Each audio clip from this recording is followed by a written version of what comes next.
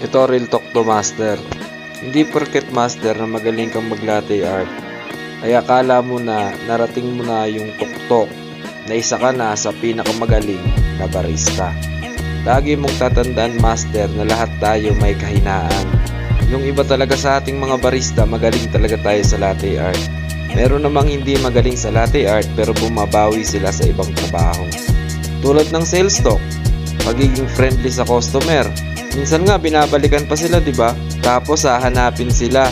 Tapos ikaw namang inggit, magagalit ka kasi bakit siya ang hinahanap. Tapos sasabihin mo, mas magaling naman ako dun eh. Tapos nakasimangot ka pa sa customer. Bakit ka ba nagagalit sa ganun? Eh, dun siya malakas eh.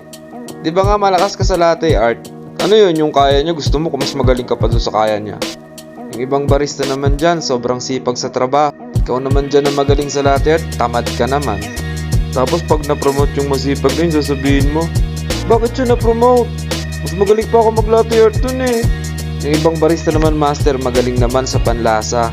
Kaya hindi lang sila nakapokus sa latte art, nakapokus din sila sa drip coffee, sa mga sweet drinks, sa mga espresso base.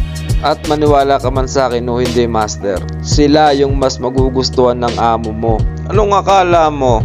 Sa latte art lang nakapokus ang sales? Baka nga mas malakas pa yung drip coffee nyo eh.